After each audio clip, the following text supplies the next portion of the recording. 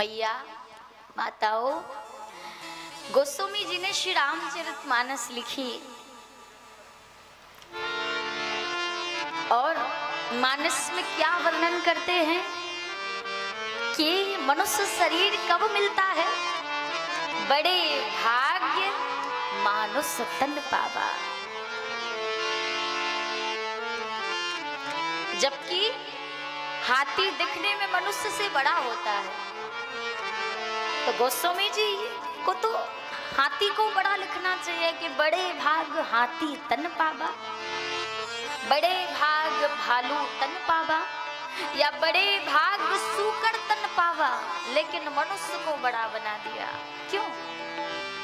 मनुष्य के अंदर ऐसी कौन सी विशेषता है जिसके कारण गोस्वामी जी लिख रहे हैं बड़े भाग्य मानुष तन पावा। कैसी ऐसी कौन सी विशेषता मनुष्य के अंदर है जिसके कारण गोस्वामी जी इतनी बड़ी बात कर रहे हैं, बड़े भाग्य मानुष तन पावा। प्यारे, इस संसार में दो आनंद होते हैं। ध्यान से सुनना माताओं, कितने आनंद होते हैं? दो। कौन कौन से? एक तो होता है विषयानंद और दूसरा होता है ब्रह्मानंद। ब्रह्मानंद। तो विषयों का आनंद किसको मिला संसार में?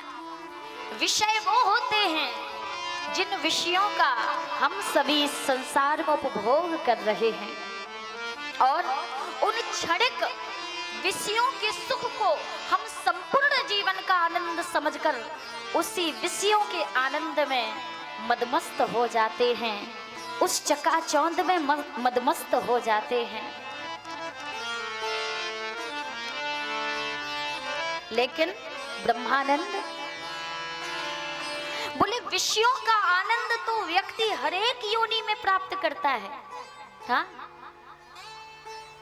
हाथी अपना पेट भरता है, अगर मनुष्य अपना पेट भरता है तो वो हाथी भी भरता है, कुत्ता भी भरता है। अगर मनुष्य बच्चों को जन्म देता है तो जानवर भी देते हैं, ये कोई बड़ी बात नहीं है। लेकिन ऐसी कौन सी विशेषता मनुष्य के पास है जो जानवर के पास नहीं, पशुओं के पास नहीं?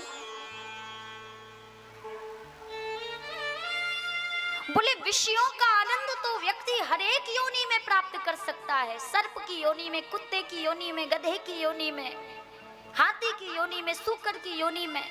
लेकिन ब्रह्मानंद, ब्रह्मानंद किसको मिला?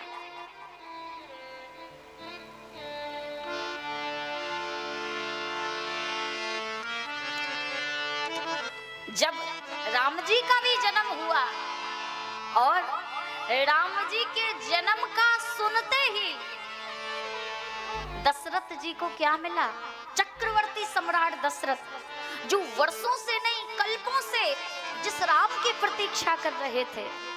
लेकिन जब उन्हीं अवधेश नंदन, जब राम जी ने उनके घर में जन्म लिया, अयोध्यापति धनुधारी राम ने जब उनके घर में जन्म लिया, आहा, कि दशरथ पुत्र जन्म सुनी काना और मानहु ब्रह्मा नंद समाना। केवल सुनकर ही दशरथ जी को ब्रह्मानंद की प्राप्ति हो गई। लेकिन भगवान कहते हैं